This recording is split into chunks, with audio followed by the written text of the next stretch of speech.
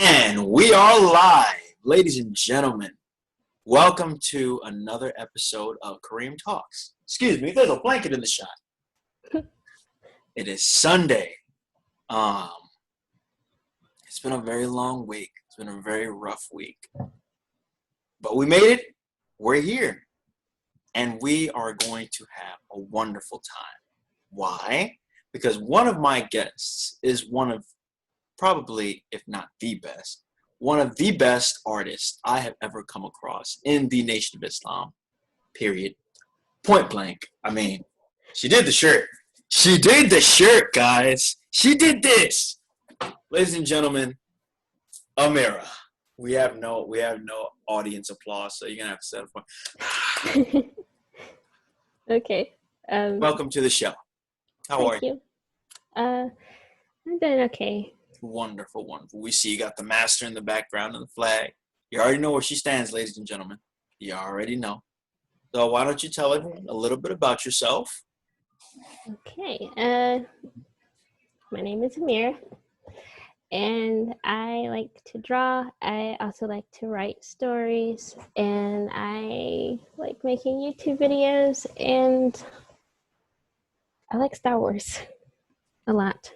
We love and Star Wars memes. And Star Wars memes. We love Star Wars memes. So how did you get into art? Like, when did you realize you wanted to become an artist, a drawer? Well, I got into art because my older brothers, they used to draw a whole lot when we were children. And I have this one particular memory where my siblings and I were all sitting at the dining room table, and we were all drawing at the same time, and like just having a good time, you know. And I just like remember wanting to do whatever my older brothers did, and there was actually a point, which of course now they do music, and originally I had wanted to do music with them, but I never learned how to do it, so I kind of just got stuck doing art. I have tried to get into like music since then, but as far as music out, like making beats, singing, rapping. No. I wanted to make beats at first, but I'm not really into like that sort of genre of music, I guess. So then I tried to do violin. I tried to teach myself violin. No. No. And then I got a ukulele, and I haven't played in a while, but you pretty good at it?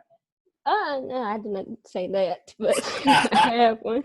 I mean, we're pretty good, all things considered, teaching yourself, you know, because my sister, fun fact, guys, my sister, even though she hasn't played it in a minute, she can actually play guitar pretty well, self-taught as well, so, yeah. Takes a little. That one as well? Yeah. No, it's just, I don't even know, like, musical terms, and I don't know why I tried to do violin. I can't even read sheet music, and I don't know any of the terms or anything. I don't know what possessed me to do such, but you're just like, you know what? Art. That's it. Yeah. Art. Yep. Drawing is cool. Drawing is cool. You know, you got one over on me because, you know, I used to want to draw a lot back then, but I could never get beyond stick figures. Eventually, I started drawing people, but they all looked very blocky. Very blocky. Head blocky. Tried drawing a circle. It didn't work out that way. Well, I mean, the thing I would like, if someone were to ask, like, if someone were to like want to get into art, they didn't know what to do, or they felt that their art was a little challenged. I mean, all you have to do is really just keep drawing. And that's just practice a lot. There's not really other way to do it. To all future artists, keep drawing. You'll get better with time. Or maybe not, but you never know until you try. Yes. But I mean, if you keep at something, I mean, even if it takes a while, eventually you'll get there. eventually. So did you get into drawing? Of course, you probably started hand drawing first before you got digital. Which one would you say you prefer more? I don't really have a preference. I just I like them both. I don't really like, some people actually don't consider digital art to be real art. Some people think that because it's you drew it on the computer that you didn't actually draw it. They think the computer draws it, and so like there's still people out there to this day who just like digital art. That's not real. That's not real art. You need to work with something. Newsflash, guys. I have a sister in the other room right now practicing drawing, and she has one of those little those digital things with the stylus and whatnot. And let me tell you, it is not easy using one of those things. I've tried.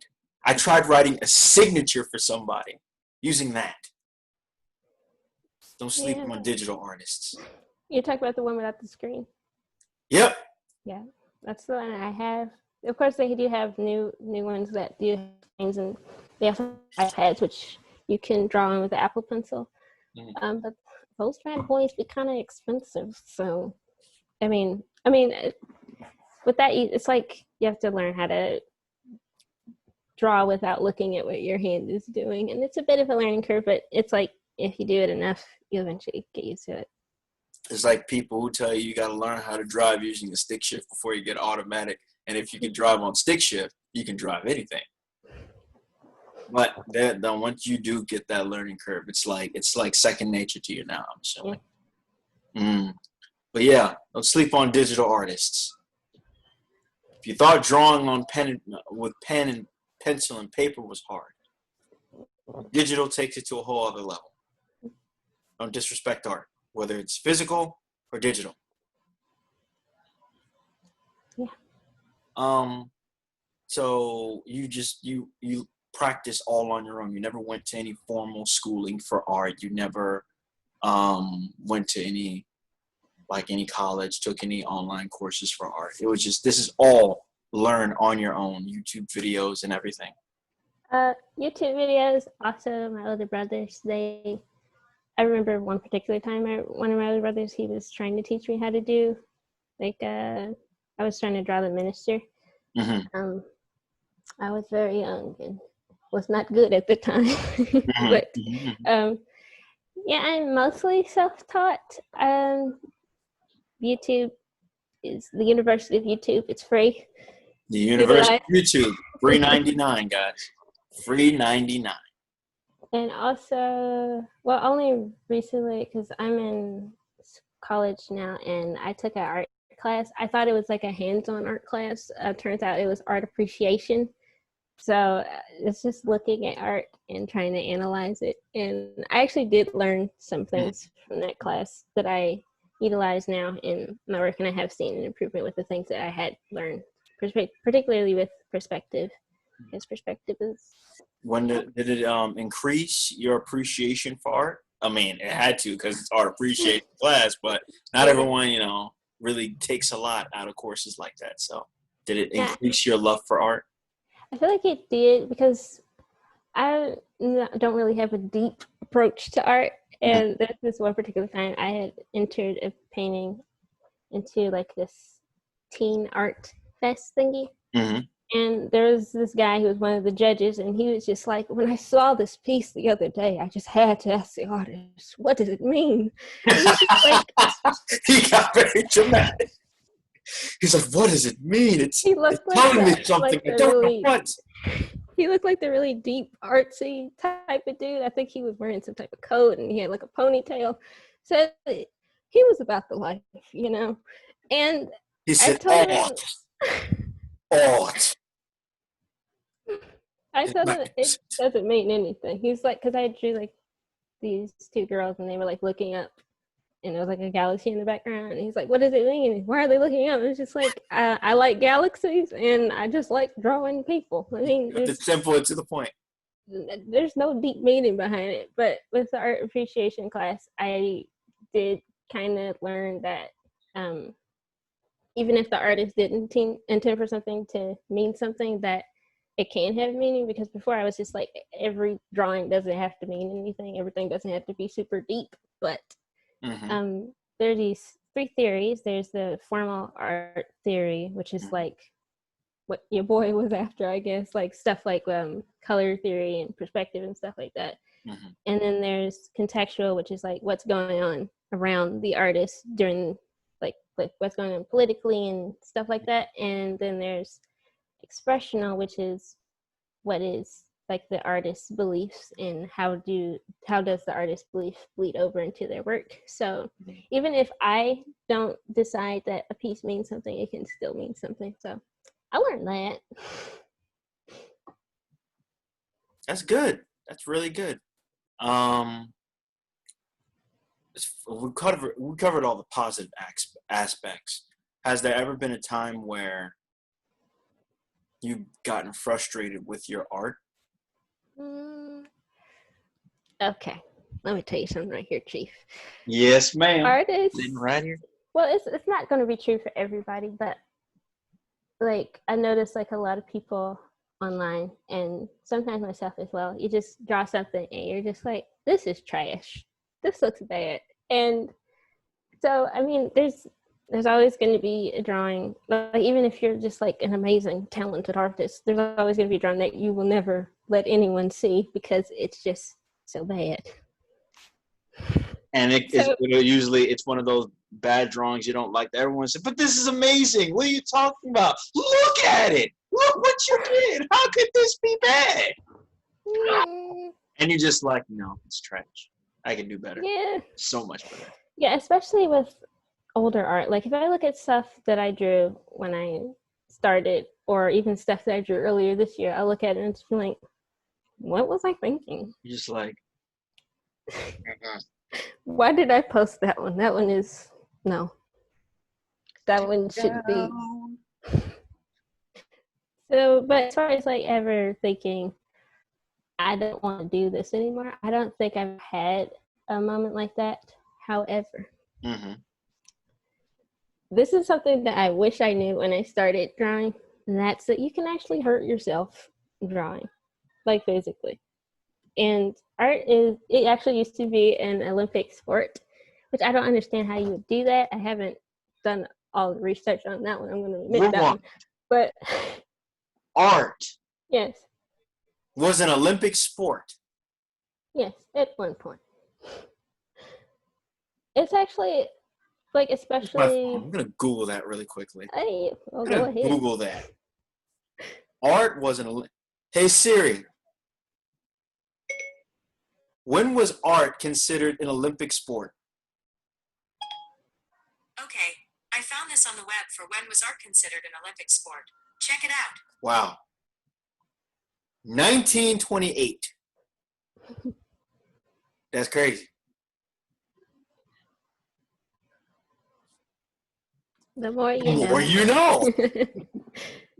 But I mean, it's like when you're drawing, like if you think about just like the toll it would take on your body, especially if you do it a lot, you make a lot of repetitive movements, and if you're not exercising or stretching or just taking care of your body, just like if you were an athlete, you hurt yourself, which I actually did. Oh my goodness. I'm assuming, because I would assume with writing, because it's mostly hands-on, obviously, you would suffer from things like carpal tunnel, muscle cramps, of course, arm cramps if you're like painting and whatnot. It's folks don't know about that, Chief. It's just like, oh, you're just throwing paint on a board. You're wiping it down. You can't hurt yourself doing that. It's not the same as shooting a basketball, throwing a football. No, guys. Art can be pain. It is pain. Art is pain. See? Straight out of the artist's mouth. Art is pain. Yeah. Put that on a shirt. Put that on a shirt. On a shirt somewhere. But like, if I were like advice for someone who is starting art or is even currently doing art, I would definitely say you should stretch. Well, I have to stretch daily because I actually did take it too far. But you should stretch, you should exercise your arms, because if you do too much with the bad boys, you can injure them for life. Oof. And because I didn't know that, I did too much too fast. I was actually, I don't know if you remember that time I vended at Savior's Day, and I had a coloring book. I finished that coloring book in like a week, and it was 30 drawings. That was not smart of me. That was, no. So ever since then, I have pain when I draw. A week? You finished a coloring book in a week? My mom can't even do that. I didn't say I was smart, Chief. Jesus Christ. It was too much. I'm gonna the Flash this really quick. She said I'm gonna be the Flash and just get it in. Shoom. I can imagine your arm, your regular Louis Armstrong, swole as the goal, size is the prize. If I could take it back, I would. But so now it's like that's permanent pain. It's like it's pain you can't get therapeutically. Like I went to physical therapy a couple of months before the plague, fortunately, and thanks. I have to do daily stretches and stuff like that, and I'm feeling much better now, and I can draw without. Like, my hand was going numb at one point. She couldn't even feel anything. She was just like, art. You couldn't register anything else. That's dedication, though. That is like dedication, for real. It's definitely something. I think that was like the only time, because it did get to the point where it was like really painful to draw, and like my hand would go numb, and my arm would just be on fire. And I was just like, I don't think I can do art as a career anymore, because it had gotten to that point. But it's better now, fortunately. That's good. You know what? I'm going to show this episode to my sister, because my sister is one of those, when she draws into the late night. Usually not drawing and usually not stopping until around somewhere in the early morning. Yeah, she should definitely take a few breaks in between and do some stretches, and also do, like, I don't know, like I would draw like leaning on my arm a lot, which is what caused my issue. And so definitely, if you're drawing a lot, you do need to make sure you have good posture and take breaks. Posture is everything, man. It is. Sit up. And if it does like start hurting, like stop immediately and put it down, take a break, go on a walk. Yeah. When did you decide to start that you wanted to start getting paid for your art? When did you start accepting what is known in the art community as commissions? I didn't actually decide it for myself. Someone had asked me to draw a picture for him, like on Instagram, and I was just like, what? How is it done? What do you do? And I think I charged $20 for that commission, and I mean, I've never done it before, and I was like, I didn't know what to do, and I thought that my art wasn't good enough to be, like, I wasn't secure with my style, and I don't know. I didn't draw it the way that I would typically draw things, and like, it's one of those drawings that I look at and think, this needs to be hidden. Wow. Because like, if you're taking commissions, you have to, like, especially if someone has come to you and has asked you, can you draw this? Then that means that they think that your art is good enough to. Clearly, it's good enough, guys. Yeah. Clearly, it's good enough. And I know you got to a point of where now you figured out, because there's different types of art that people want to do. Sometimes people want to sketch. Sometimes people want, full body art. Sometimes they want facial art. How did you determine the prices for making your different types of art? Okay, that one is like an ongoing thing. And like at first, like with that first commission, it was just like an arbitrary number. I was just like, 20 seems fair, I guess. But like the more commissions I did, I noticed that commissions take me a lot longer to make than my just Your art own that I do. personal. I didn't catch that one right there. I said your own personal art. Oh yeah. So like a drawing that I do for myself can take me like an hour, but a commission might take me like 7 to 10 hours. And so before I was determining my prices by like, okay, so an hour drawing, I want to get paid this much an hour. But then when I noticed that, okay, these drawings are taking me more than an hour to complete, and I have to finish them over a course of a week, sometimes 2 weeks, then I would take note of how much time I was spending on those drawings and then calculate from there. So that's how I'm doing it now. And I recently learned that you have to sell rights, which I had no idea. So now I got to figure that out. I had no idea. Hey, it's a learning process. Learning curve. As long as you're getting that bread, she getting that bread, y'all. Let me tell you, this art, this that you see, was not cheap. But I guarantee you, it was worth every single penny. To this day, I do not regret it. I do not regret it.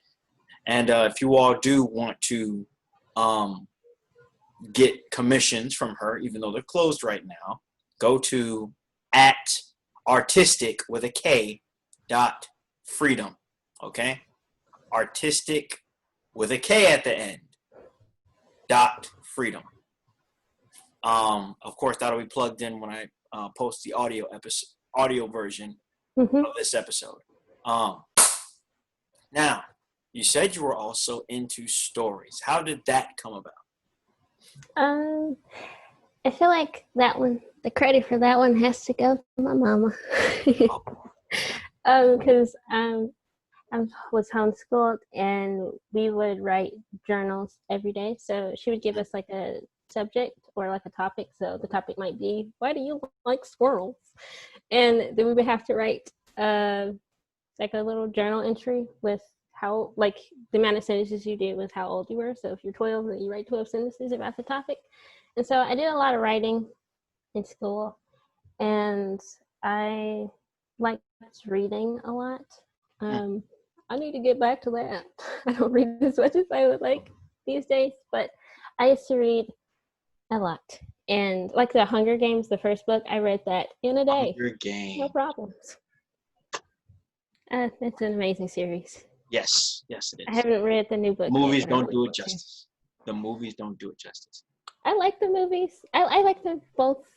I just like the series. To me, it's like I would rather see. Sorry, I don't know why.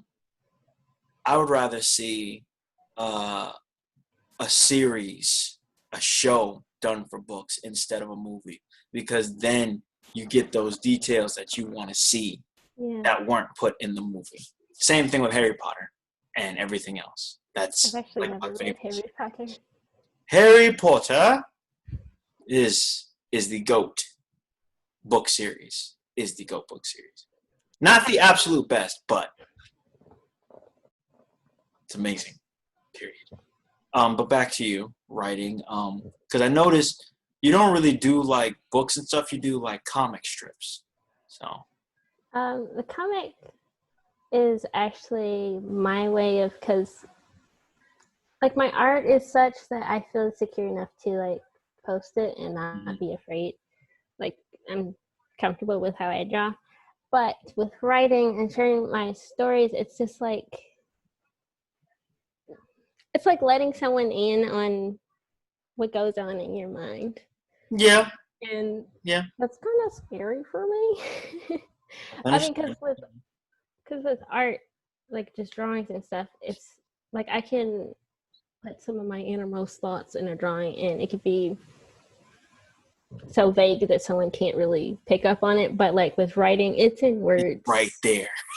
It's right there. Everyone can see it. And so with the comic, that was my way of kind of dipping my toe into the water. Is that the saying? Is that how people say it? Dip my toe in the water. Yeah. You know. Yep. So, Not a toe. You're not going in there. You're checking the temperature. Just like seems testing doable. the Seems waters. doable. Mm-hmm. So that was what the comic book for, because it's like I want to share the story. Not only that, but like it's fan fiction. Like, And I noticed a lot of it is Star Wars, which we're starting to go towards. A lot of your your fan fiction comics are Star Wars based. By the way, hold that thought. We're gonna have a special guest. oh my goodness. Yep, he'll be here for the remainder of the episode. Yes, and yes, he does speak. Yes, he will occasionally speak. So please continue. Okay.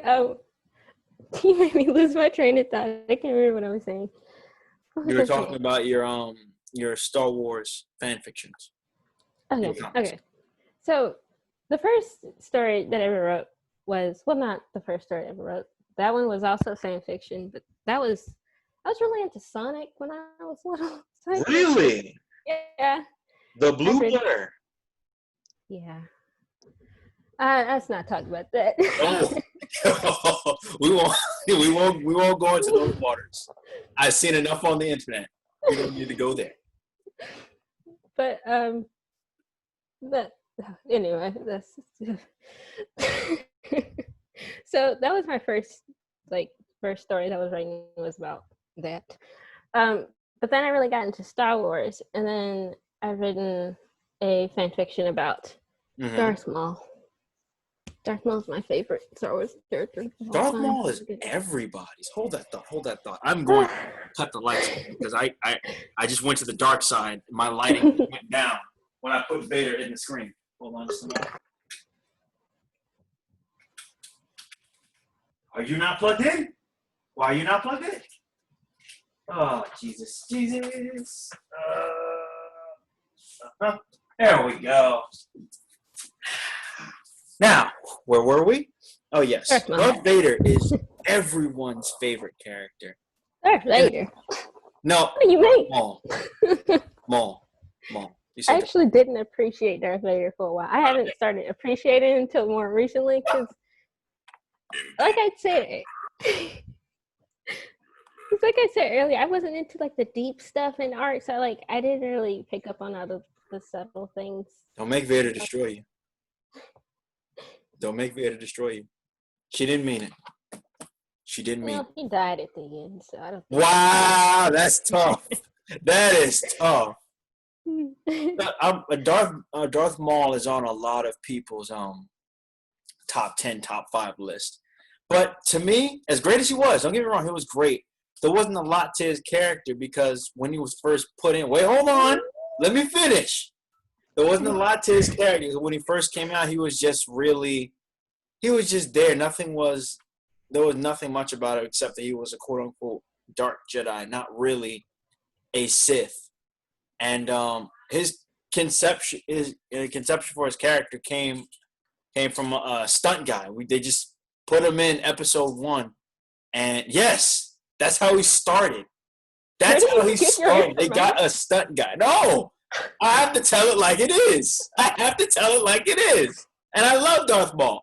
But that's how he started. There was no real character to him until people they really liked him in episode 1. So what happened? He got sequels. He got his legs back and all of that stuff. I sense this takes nothing away. He's a great guy. Great character. But they didn't start adding depth to him until people liked him in The Phantom Menace. Vader's been here the whole time. The Force is with you, but you are not a Jedi yet. Ah-ha-ha! Oh my goodness. Yes. Okay, that was an amazing transition, by the way. Thank you. Thank you very much. This is very random, so I didn't know how well this was gonna go, but so far so good. And clearly we're treading into Star Wars territory. When did you become a Star Wars fan?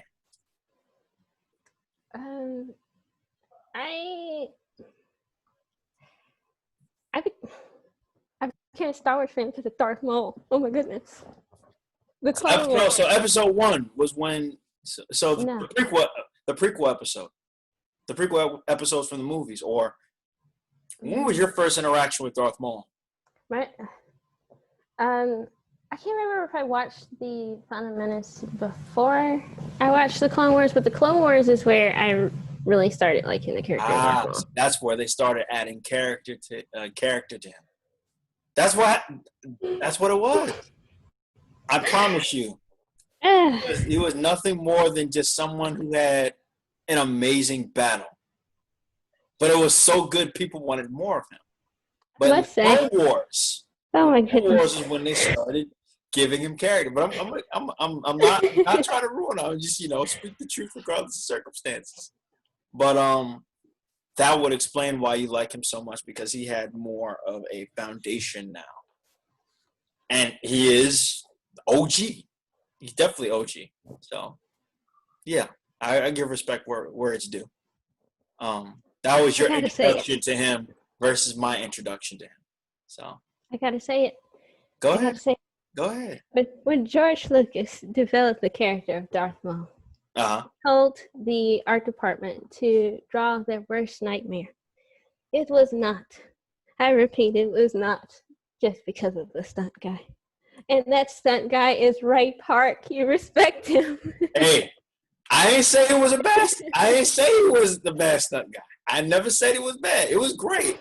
I mean, I'll never forget the first time watching The Phantom Menace, and he came around, and I was like, okay, he's fighting two people at the same time. He's not your average foe. And then he fights them again near the end of the movie, and you see the one lightsaber. I'm like, all right. And then you see two, just like, whoa! Oh my God, that makes sense! Whoa! And yeah, everyone lost their collective minds in the theater. And, that just established him as a top-tier character. Who do you know that could use a two-sided lightsaber and not cut themselves in half? A few Inquisitors and Star Wars Rebels, actually. I mean, they came later. But before that, who? Nobody. And then movies. That's when I started realizing that's when you started to see the whole trend of people having custom lightsabers. You saw Count Dooku with the curve in his lightsaber. You saw people fighting with two lightsabers as well. Yes. People fighting with two. You saw people fighting with two lightsabers.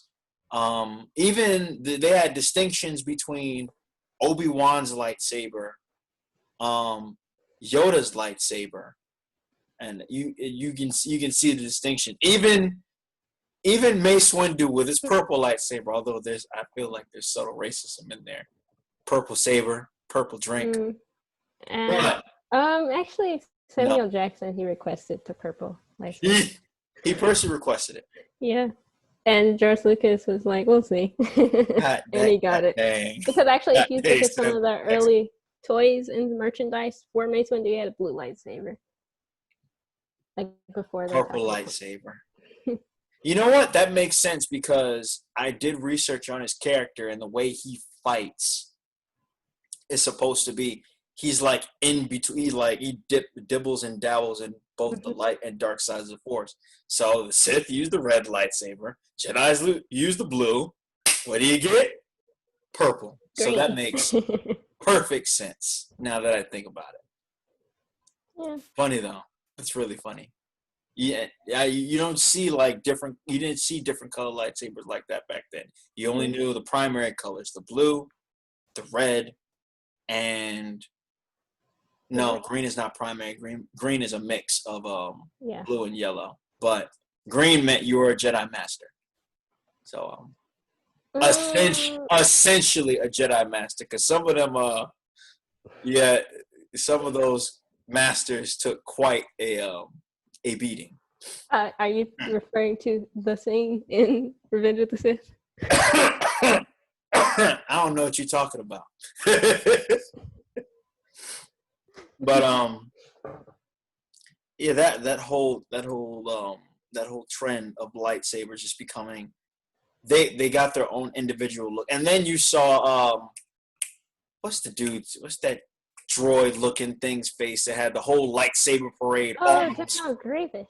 Yes, Grievous with the lightsaber parade. 4 lightsabers at the same time, spinning them around like they were batons in a parade. I'm just like, this is getting ridiculous. This is getting ridiculous. Who's doing that? How are you getting past that? I don't care how good with of course you have the Force, so clearly you can just, or you can just lift them up and all that. But in a regular a lightsaber battle, it's just not fair. It's not fair. Well, I mean, he loses his hands quite frequently. So, I mean, you just, like, you get under there and you chop his hand off. I mean, that's like you have to get past the spinning lightsabers like a fan. But then again, that's probably how he loses some of his hands at some point. You know, it probably took a lot of practice. I think he loses a couple in Revenge of the Sith, and he also loses them a few times in the Clone Wars series, and he also loses his legs. I chopped my arm off. Got my arm chopped off. Get another one, boys. Yeah, because he's just a droid. I mean, he's not completely a droid, but I mean, he can just get his limbs replaced easily. Yeah, he's just like, all right, another day in the office. Before, just like Vader. Although Vader, there's actually an episode in the Clone Wars that kind of dabbled in that whole thing of him having to get, like, loses a limb and then he just gets another one.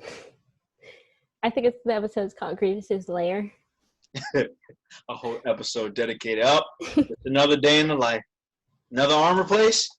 Another arm replaced. Yep.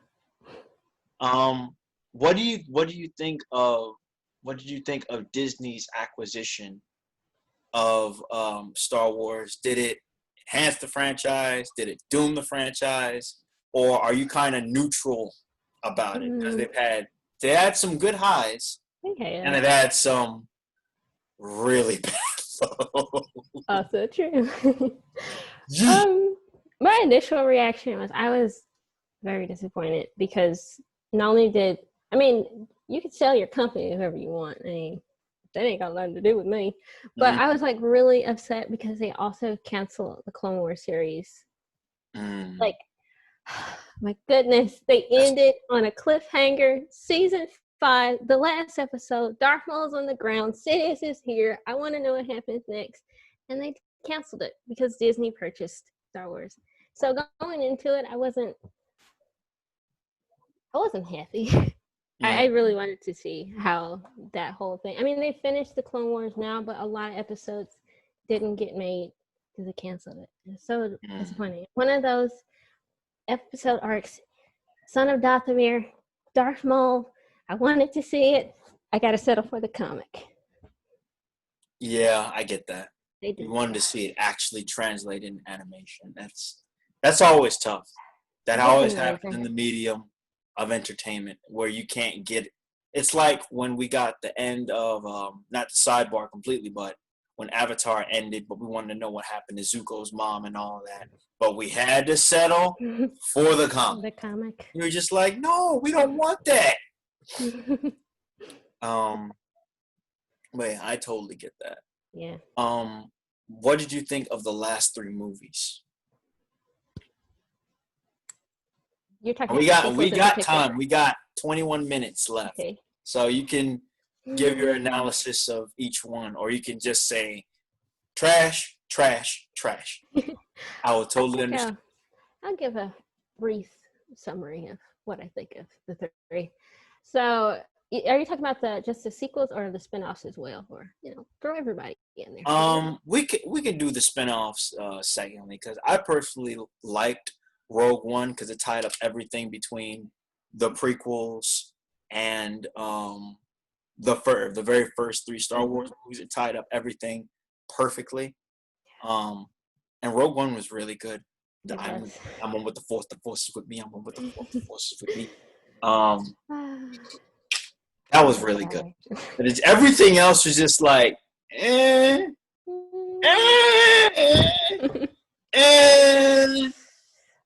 Oh my goodness, the Star Wars analysis videos you can find on YouTube of people just like nitpicking all the things wrong with the sequel trilogy. Mm. The fan base is like really, it's about as hostile as the Beehive, if not more. So. Star Wars fan base is, I mean, I feel like they've always been special. Like I was watching this one video, this guy who was looking at reviews from the very first Star Wars movie, A New Hope. Mm-hmm. Like how people were walking out of the theater talking about, this is, the physics don't check out. This doesn't make any sense. And it's just like, Steve, enjoy the movie.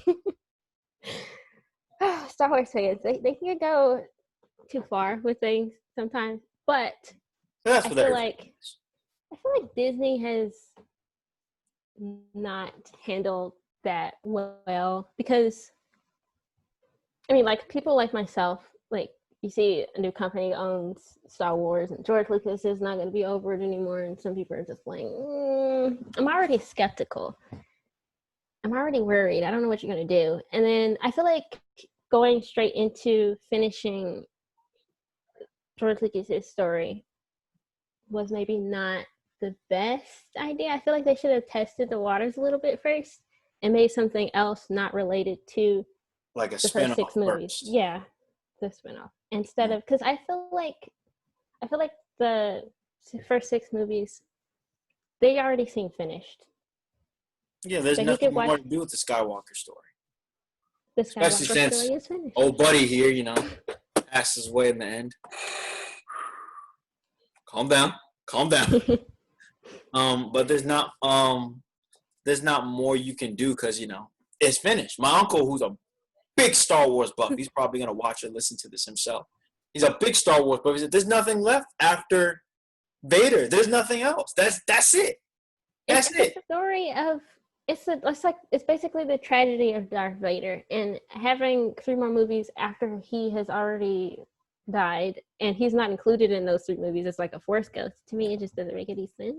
Yeah, and then if you look at the bigger picture, it doesn't make any sense to me. And then they try to make Kylo Ren the new big bad, which when I initially saw him, I was just like, potential. I see these kind of modeled sort of kind of after big guy Vader over here, but they tried to make him one thing instead of his own character. Yeah. But what I liked with the second movie is that he destroys the helmet and he just tried to be more of his own character. He tried to come into his own. And then it kind of just gets the helmet back. You gotta be careful talking about episode 8. People get really triggered. Like, if you mention episode 8 to a Star Wars fan, you're gonna have a fight. The straw that broke the camel's back. Episode 8. There were so many things. There were things I liked, but the majority of it, I understand why people were pissed. All of a sudden, Leia using force powers all of a sudden in the vacuum of space. We're just like, when could you do this? Where was the other 6 movies? Wait, this doesn't make sense. And then people are like, well, if you go back in the other movie, they telepathically spoke to each other. They just said their names. They never communicated like that. Never. But, and then they decided to bring Palpatine back. And I'm just like, well, that's it. Vader died for nothing. He died for nothing. His whole point is he's the chosen one. He's supposed to destroy the Sith. He destroyed the Sith. Why is Palps back? He died. He's just sitting in Jedi. Vader sitting in the Force heaven, just like, so y'all really just gonna do my story like that? Yeah. All right. Yeah. There's no escape. And a rage of fanboys just like, what is happening here? And then I found out, because I never saw the last Star Wars movie, but I found out Rey is related to Palpatine, and I was just like, yes, she's a Palpatine. Okay, if she's a Palpatine, I mean, first of all, who did Palpatine get with? What was this? What? Apparently, that's in the book. You don't get that from the movie. Apparently, Palpatine, that's not actually Palpatine. Apparently, that's his clone. He transferred his spirit to the clone before he died. And the clone had a son, and that son had It's too much. You have the book to understand the movie, because the movie, it's got too much going on. And there's like a lot of stuff that's just like, I know I just said the thing about Star Wars fans being like the physics. Release your anger. Yeah, go on.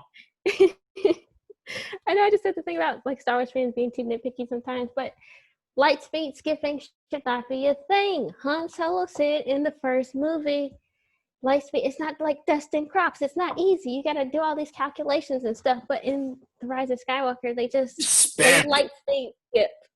They just like go into light speed while they're on another planet and then go on to another planet.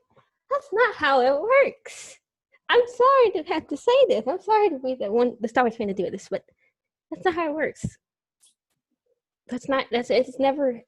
It's like the series essentially became a parody of itself. Yes.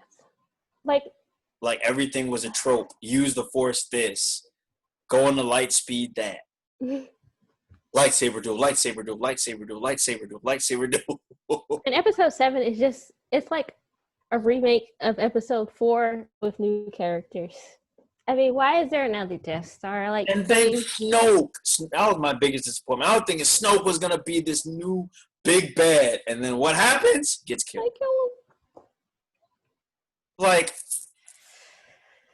And then bring Palpatine. Why is Palpatine here? He should be dead. And then what they did with Luke. I like the whole idea of making him like old man Luke, like old man Logan. You know, he just got fed up over the years. But then they kind of undid his character from Return of the Jedi. It was just like he was supposed to be that balance in between the light and the dark. And then for him to do the same thing that the counselors did to Vader, it was out of his character. I actually like The Last Jedi. I'm not going to lie here. I like The Last Jedi. I mean, I said there were things that I liked, but there was just some things. I'm not arguing with you. The Last Jedi for me is the best out of the 3 because the other 2 are just, to me, they're all over the place. Like all 3 movies, I don't think they fit into the Skywalker story. They're fan fictions, essentially. Yeah, they are. She says as she's also a fan fiction writer. But anyway, your fan fictions didn't make it a movie, so they're fine. No one can judge them. I mean, they can judge them, but why are you making laser noises, Vader? That should not be in your okay. It's not gonna fiddle with him anymore. I think his brain has been fried from everything that's happened in his story. His brain is just gone. You're gonna push him away. Yep. But another thing that really disappointed me was I was expecting a good character development from the Finn character. Yes. And just the way that they used him, I was just like, he's just why are you going to reveal he's a in the last movie? Like at the end of the last movie, they reveal, oh, he's been Force sensitive the whole time, and it's like, what? First of all, if he's Force sensitive, why is he in the First Order as a stormtrooper? I feel like they would use that. You know, the First Order would like use that. You got a Force sensitive trooper in your ranks. He'd be the only trooper that wouldn't miss. He would be. And you notice they kept that consistent in all the movies. Stormtroopers to this day cannot aim. Oh my goodness! Did you see that The Mandalorian? There's a scene in The Mandalorian where the I did watch The Mandalorian. I haven't, but I've heard good things about it. It's really good. There's a scene where these stormtroopers are like he's standing right here in front of the guy and can't shoot him. When the meme comes to life. Oh, that's tough. Good. I feel like the spin-off stuff that Disney has put out, like The Mandalorian, is good. I like Rogue One. I have my issues with Solo. There's some things that we don't discuss Solo in this household. Solo gets thrown in the bin along with Dragon Ball Evolution and The Last Airbender. doesn't exist. Those movies came out like, February 31st. They could have done.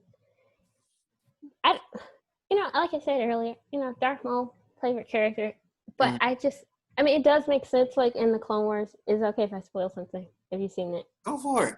Okay. Towards the end, he kind of like renounces the Sith. He's no longer a Sith, and he starts with his brother like a crime syndicate with the help of the Mandalorians. And the Mandalorians, he eventually turns on the Mandalorians. His brother dies, all that stuff. But he's like the leader of like a crime organization. Mm-hmm. And in Solo, you see Darth Maul as the leader of Crimson Dawn. That's taking liberties on the character. They're taking liberties. And that's what I was saying with the beginning. Even though I love Darth Maul, they added character to it, but they kind of made him like, well, the entire franchise itself, essentially, a cash cow. Which is why they took liberties, on certain characters and did this and that and didn't expect people to question because it's Star Wars. You're going to love it anyway. You're going to go to the movies. You're going to buy those lightsabers. You're going to dress up as aliens. You're going to bring your R2-D2s. Yeah. They didn't expect the Force to be strong with the fan base. Actually, with Darth Maul, I feel like you definitely have to watch the Clone Wars to appreciate his character more. Of course. Because like you said in the Phantom Menace, he is like a one-dimensional character. He's just like the bad guy. He shows up, he fights the Jedi, and he dies. Actually, the way he survives, yes, he gets chopped in half, but I will defend it to the end. Darth Maul survives because his hatred helps him survive, because he's a dark side user, and Darth Vader's hatred helped him survive when he was burning on Mustafar. Why can't Darth Maul use the same thing? But anyway, that's beside the point. Darth Maul survives, and what the Clone Wars does with his character, and actually with a lot of other characters, like some people don't like Anakin and Obi-Wan from the prequels. They don't like the prequels at all because they feel like the prequels are really challenged. But the Clone Wars does a lot for characters in the prequel movies. Well, personally, especially Darth Maul. My prequels could use a little less Jar Jar Binks. In fact, no Jar Jar Binks. This I don't like Jar Jar Binks. No, I don't hate Jar Jar. I must admit. I just feel like Jar Jar was the equivalent of, if you've all ever watched Thundercats and you're familiar with Snarf, that is Jar Jar Binks. Jar Jar Binks is the Snarf of Star Wars. Debate your mom. You can't tell me otherwise. Yes.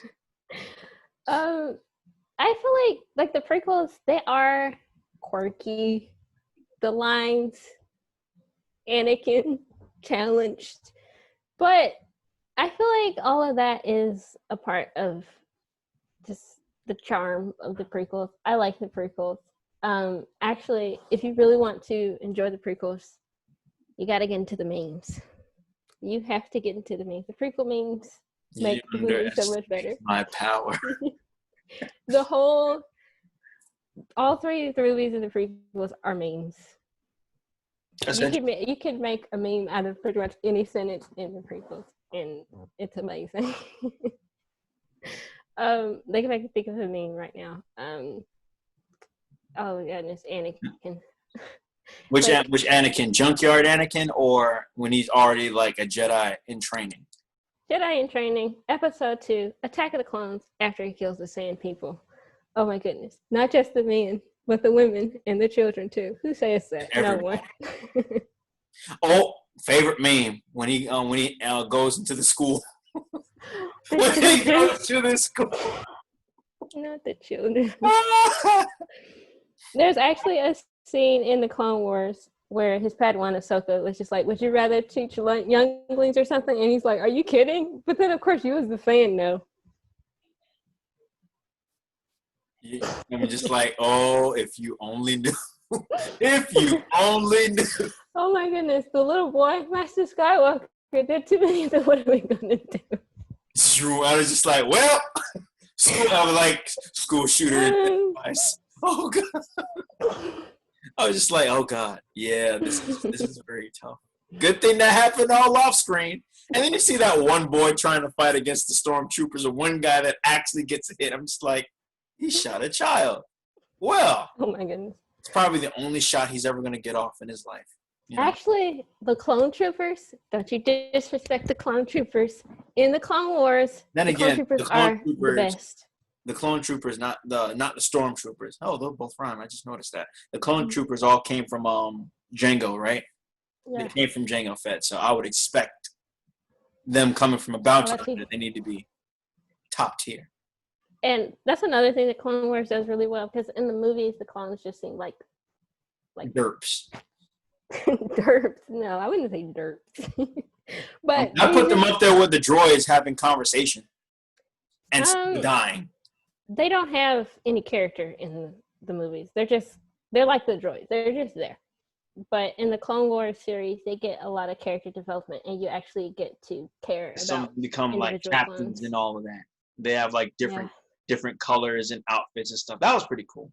And they get a lot of character development with the clones themselves. Like, that's another thing with the Star Wars fan base. Don't tell someone you don't like the clones and they're a Clone Wars fan. You will get your feelings hurt, possibly. Because I'll never do that. My goodness, my boy Captain Rex, Jesse, Fives, no. They died though, but anyway. So, she said, but they died though. I don't think Rex died. Actually, Rex, they say he showed up in Return of the Jedi as, like, there's a scene where Han is on Endor and he's like running around this bend, and there's a guy with a beard, old guy. And it's supposed to be Captain Rex from the Clone Wars. Captain Rex. Just chilling. And the rest became old. Screw a beard. So Well, I ain't about that. I ain't about that life no more. Actually, he was about that life. He was still fighting with the rebellion. Ooh. Never mind. Old man Rex. Yeah. Oh, do not disrespect Captain Rex. I mean, well, he had a beard, so I'm just calling a spade a spade. Any person that grows old but does some type of battle is old man something. I mean, old man Logan started the whole thing, so all you X-Men fans out there. We have 3 minutes left. That was fun. Any closing comments? Can't even think of anything. Star Wars memes, you should get into them. Star Wars facts. There are like a lot of Star Wars fact accounts on Instagram. You get all the nice Star Wars information. And like if you were to like go and read at some of the Star Wars facts, you like find like a lot of interesting stuff. Like there's one YouTube account called Mr. Anderson with like 4 zeros after it. This dude, he posts like a lot of like Star Wars featurettes, and someone with a Matrix reference posting Star Wars stuff. Yeah, well, I know, and someone in the Nation of Islam loves that page to death. Star Wars and the Matrix with all the teachings up in there. Oh, they love that page. Oh, they love that page. Oh, that's something I didn't get to talk about. All the allegory within Star Wars. Oh my goodness, it can get deep. Like if you try to get deep, you can get deep. I think that's how I started appreciating Darth Vader, because before I was just like, I don't get it. You're always going to come across someone in the Nation of Islam that has an appreciation for either Star Wars, The Matrix, or both. Guaranteed. Or what's that other movie? A Bug's Life. Have you gotten that one before? I've never gotten that one. That's a new one. Well, those are your wonderful. You can get deep with A Bug's Life. Closing statements. Vader, you have anything to say? You have anything? No? He breathed. That's all. That's all, ladies and gentlemen. That is it. This has been another episode of Kareem Talks. That is Ameera. Follow her on Instagram at artistic with a K. Freedom. Artistic with a K at the end, not a C. .freedom on IG. And you know where my page is. This has been a wonderful Kareem Talks. See ya. And may the force be with you.